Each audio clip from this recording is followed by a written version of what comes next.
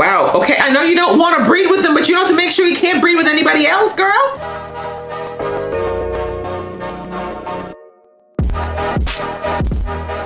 Hey guys, your girl Isha Geek XX Chic, and we're back with another reaction to Motherland Fort Salem. We're now on to episode 3, almost said 4, 3 of season 2, and it is called a Tiffany, which is a very interesting name. I think that's right. So I'm very excited to get into this episode and figure out where things are going. But before we do, you know the drill. If you've been here before and you like what you see, please go ahead and hit that subscribe button. That way you'll be notified when I do more reactions to Motherland, as well as a lot of other shows that are very similar. Hopefully you'll join the family. We would love to have you. All right, that out of the way, guys. Let's get into the episode right about now. I am not sure I can turn this nation upside down without hard evidence.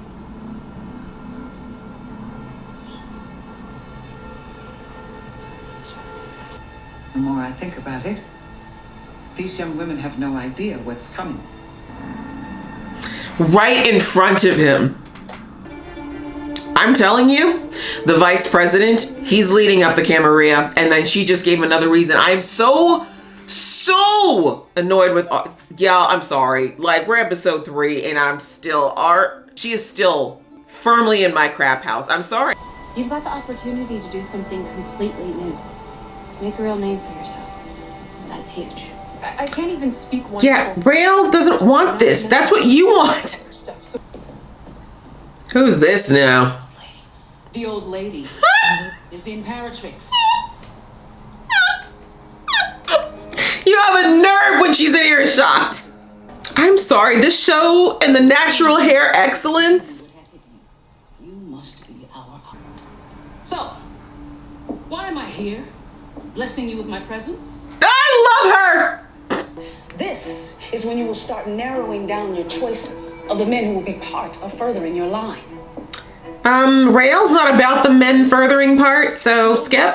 I wonder if that's also part of Alder's thing, that these girls have to push out more witches, because not everyone wants to have kids first and foremost. And as we've seen, not all girls there are into boys, so... The imperative serves an important purpose, Matriarch, but know your place. I will not stand here while you impugn my authority. Thank you. Ease your ego. Thank you. I don't report to you. Bitch. Now leave my office. Now. Oh, that must have felt so good to say to her. Alder is way too big for them britches. Almost got my edges out of line, girl. You have a nerve. You're very good at getting people to see things your way. Good day, Jenna. No one likes you, Sarah. No one likes you. I've been studying her for many years. Clearly she doesn't like you, though.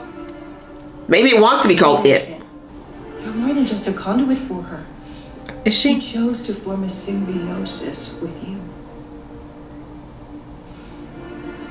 Jealous. It's late. The jealousy! She could barely contain it. She'd kill you if she could. Just know that, Raelle. She would kill you if she could.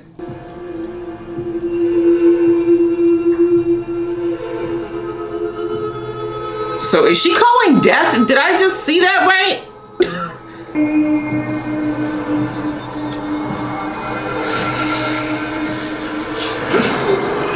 I was about to say, you're assuming this is friendly. And I believe she said something about a death cap. Guess symbiosis be over. Or maybe she wants to take over. Are you alright? Clearly not, I was just strangled. Then extend me the same courtesy. The earthquake boy. How do you? I have eyes and ears everywhere. I love this chick. I really do. Your hand fasting will take place at the end of this year.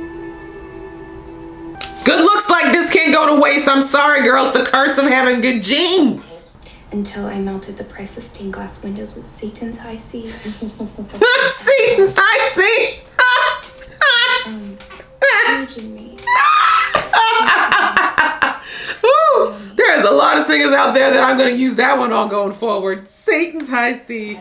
Damn. The spree is going after our American institutions, our malls, ball fields, restaurants. Malls an American institution? I had to tell Brianna she can't play with her friend Tiffany anymore. They found out she's a witch. The Tiffany. How? Excuse me. Why are you nodding at her like she's a dog? Ma'am, you need to get a divorce. This guy's a jerk. Didn't I see that guy at the bar the other night? That's Jack Corsati. Oh no, not boxed wine. These are people of the devil. Leave. He helps. I don't know what we'd do if we wound up with a Tiffany. Ooh, that's where it came from. A Tiffany. My mother was a damn war hero, and I will make my own arrangements. Just like she did, right? I can't eat. I am, thank you. The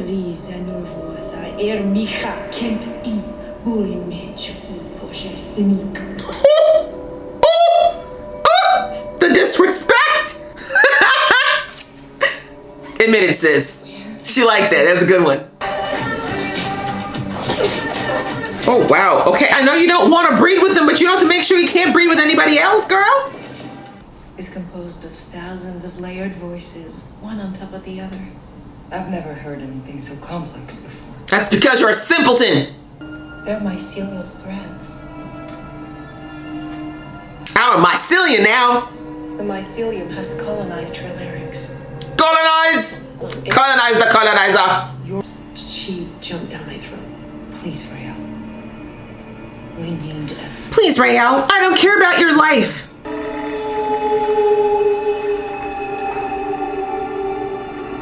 Ooh, her eyes be glowing now, too. Do you think you can do it again? Uh-oh. I feel like she's losing control.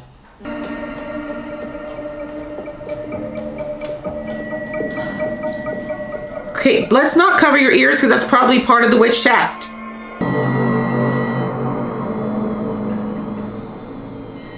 So it's a tone only witches can hear.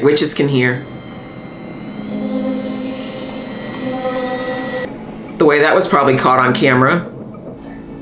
Let me know if you get any wickets. What are you doing with these children? That's what I want to know. You're not gonna cut out their Ooh. If they're hurting kids, these mofos gotta burn. She stopped a battle cold with a working that no one had ever seen before, and no witch has been able to successfully repeat. It's because y'all keep doing all of Alder's tired old routines. Well, that's kind of the basis of tradition, though, isn't it? Don't you think tradition's gotten you in enough trouble already? Your tribe just laid down and died What instead of... are you yelling at me, ma'am?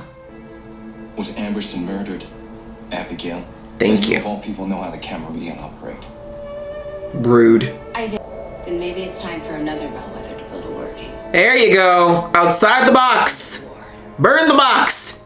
But you ticked off a dildo. You didn't have to be lashing out at everything male just because of your weird breeding traditions. Has anyone ever been able to do what I can? No, and that's why I hate you. I mean...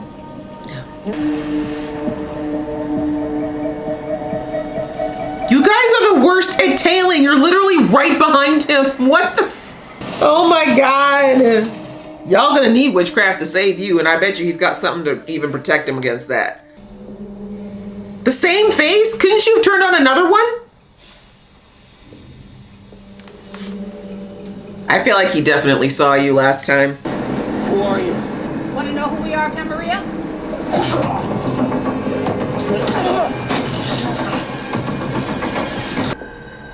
Thanks. Mm-hmm. We're in this together, right? Y'all are outnumbered. You need to go, like, retreat. The two of you's not enough for this mission. Mr. Vice President, this is a pleasant surprise. I was expecting President Wade. I'm sure you were. No offense. I think he's resistant to her magic, and I'm loving that. I'm almost positive he's part of the Camarilla, though. I feel it.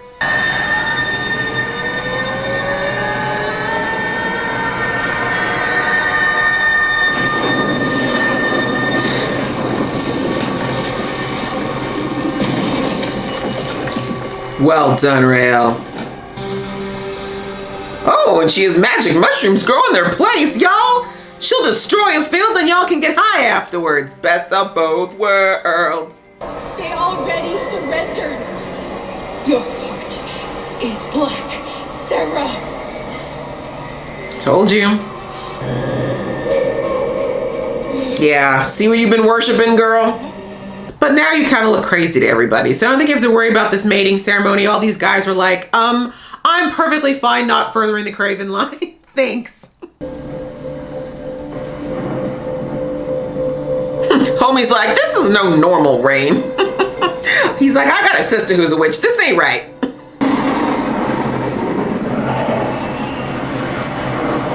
Abigail, can you actually like stop this though? I mean, creating it's one thing, but can you pull it back?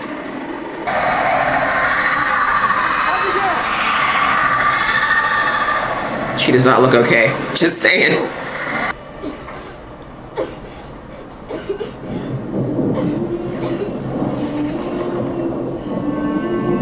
Maybe we're pushing a little too hard. He's like, bitch, you crazy, but you still kind of cute, bleeding from your mouth and stuff.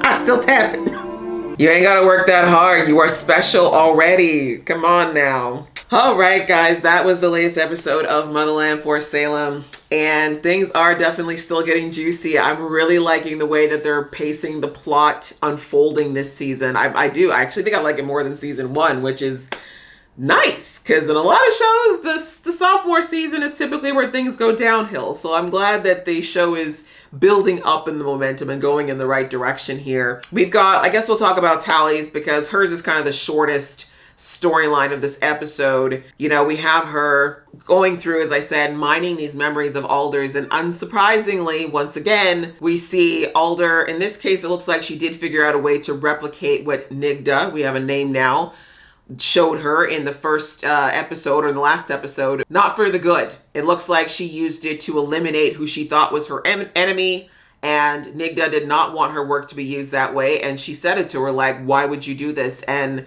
as usual, Sarah's like, had to. This is what I had to do. Had to.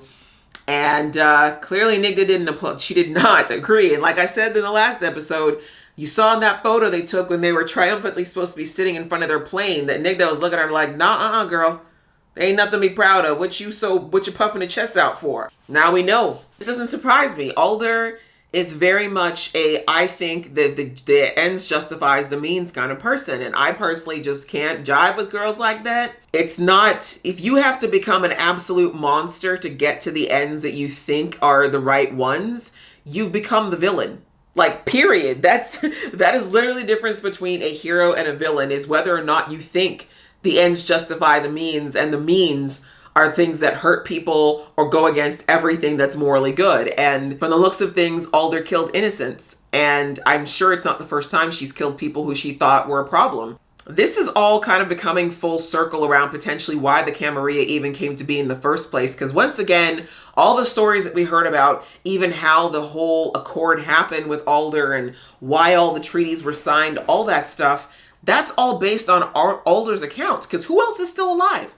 Who else is around to dispute Alder's version of the story, right? There's an expression that says the victors are the ones that get to tell the tale, right? So history goes to the victor. That's the name. That's it. So in this case, Alder's the only person left standing. Of course she can say that whatever happened, happened, and there's no one left to challenge her. Everyone else is dead. So maybe things didn't go the way that she said. Maybe Alder has always thought that witches deserve to do whatever they please and that humans are supposed to smile and take it. And when they didn't, or they fought back, or there was witches who didn't agree with her, she wiped them out. And we've already seen this. Any witches that she feels are not doing what she wants them to do, they suddenly are either, in the case of Raelle's mother, sent out to the front until they eventually die or fall into place, or she finds some way to override their magic. So it's just, yeah, the more that we're learning about Alder, I'm sorry, I just feel like the redemption path is not going to be here for her. But I don't think that Alder thinks she's a villain, if that makes sense. Like, I think what Tally has picked up on previously with Alder is that she genuinely does believe she's doing the right thing. And I do think that Alder still does care about people and things, but she's just a little too far gone into her, I think I'm a god and I think I should be able to decide the fate of everyone and everything. And it's blinding her to the fact that that's not the case, and that she's not the authoritative word on everything, that there are things she genuinely does not know, and people have the right to do things differently.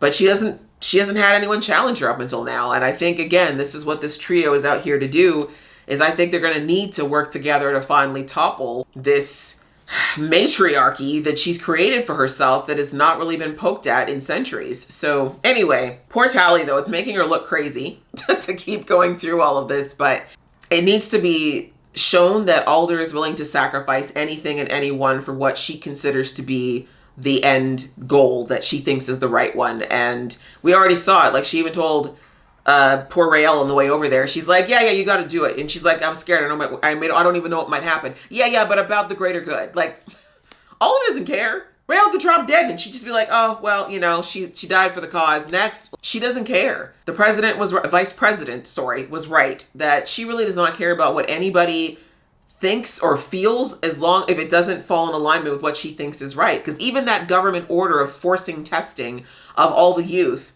that's going to cause a civil war. Like, what do you mean? People are not going to want their kids to be forcibly tested. I see, though, like, and what's so sad about all of this is that Alder's so behind the eight ball. Like, she's so behind the eight ball. And this is really, I think, what's pissing her off even more is that the Camarilla are so far ahead of her because they knew that she was so far up her own ass that she wouldn't see this until it was too late. Because if Alder had been listening to people, if Alder had actually been humble enough to recognize that other people who are younger than her are still very intelligent and capable, she would have been able to see signs of the Camarilla long before they got this far. Because they had time to develop vocal cord mimickers and biochemical weapons and now a way to test witches. They did all of that while Alder was sitting here having sex parties with her little warlock boyfriend. Oh, girl, you're getting taught, you're getting schooled, and I'm here for it because I don't like her. I still don't like her. The best part of this episode was that matron or whatever her name is, and they all like, I do not answer to you, girl. You do not talk back to me. You do not tell me what to do. Get out my office. Like, ooh, it must have felt so good. But what's very interesting to me, though, is kind of tying into that ego and that moment where she threw Alder out of her office. We saw that Abigail's mother, she witnessed when, once again, just brazenly, Alder forced the president to do what she wanted her to do. And I think, very interestingly, the vice president clearly saw that something happened. But I really thought that we would hear her say something. But you saw that she kind of she just kept her mouth shut in that moment. And again, I think she wants the order to be signed just because, obviously, it's her line that's been killed the most recently because of what the Camarilla are doing.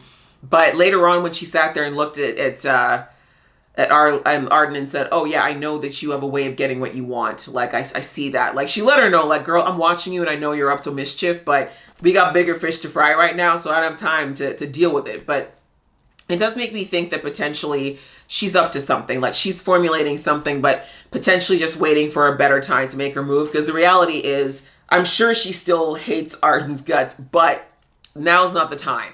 Right? Now's not the time for the witches to be fighting within themselves, which is exactly what Raelle's mom has been saying, that, like, even though the spree still is not on the side of the military, this isn't the time for them to fight, because that's exactly what the Camarilla would love, is for them to kill each other off in the meantime. So outside of that, I guess that kind of if we're talking about bellwethers, we might as well talk about Abigail for a second there. And oh, this poor girl is trying so very hard to be special, and being around Tally and being around Raelle for the last little while, like when she came in season 1, she was so sure of who she thought she was. You know what I mean? She had the bellwether name, the bellwether blood, all the people looking up to her, wanting to be her.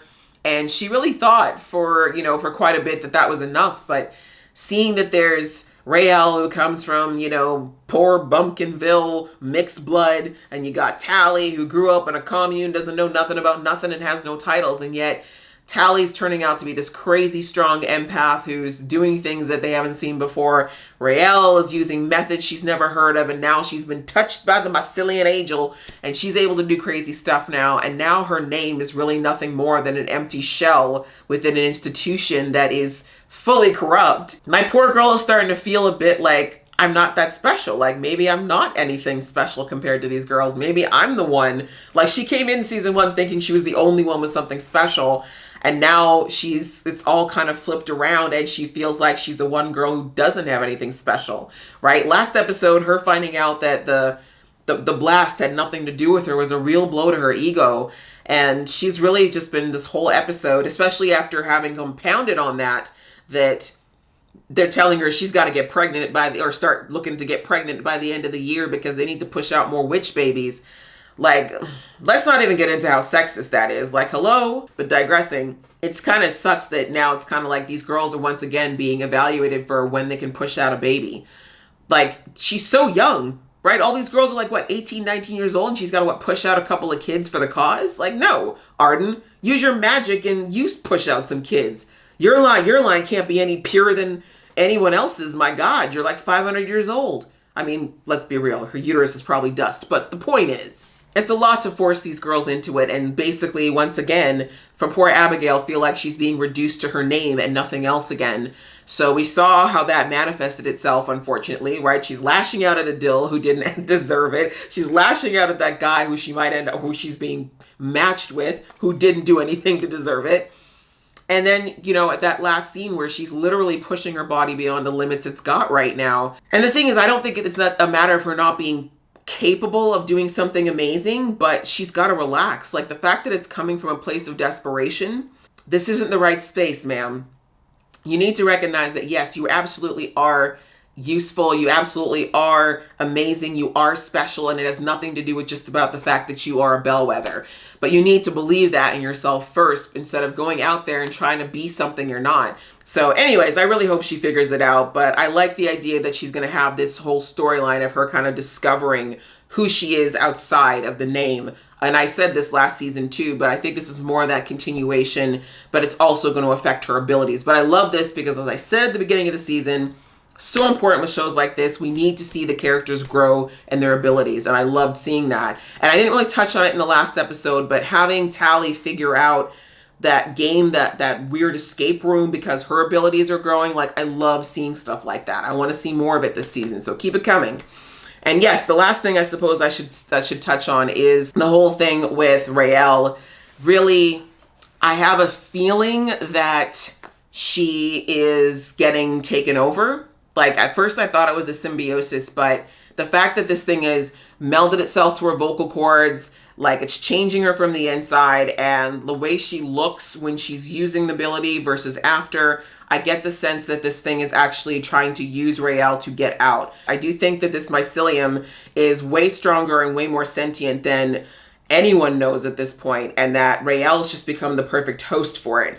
So it'd be interesting to watch and see if we see Raelle really start to shift and change the more she uses these abilities, but I'm hoping that it also becomes something that she's able to share with the other girls, because I feel like there's a reason why she kind of kept bringing up, like, why did you choose me when there's others who'd want it more? And I suppose I should briefly touch on the PIA, the undercover investigation of Anacostia and Scylla, which was just a comedy of errors, really. But I like it in the sense of, I think these two actually have a cool bond that could be developed if they continue with it. But they are terrible PIs. Let's just put that out there. They were so bad at tailing that guy. But at least now they know how they're testing for the witches and the fact that they've been doing this for some time. And again, just proving how far behind the army is and Spree for how far along the Camarilla have gotten. So the plot is thickening on the show and I enjoy watching it. So I'm glad. I think this is, like I said, this season 2 is turning out pretty sweet. So I hope you guys enjoyed watching along with me. If you did, please go ahead and give this video a thumbs up and we will see you in the next video.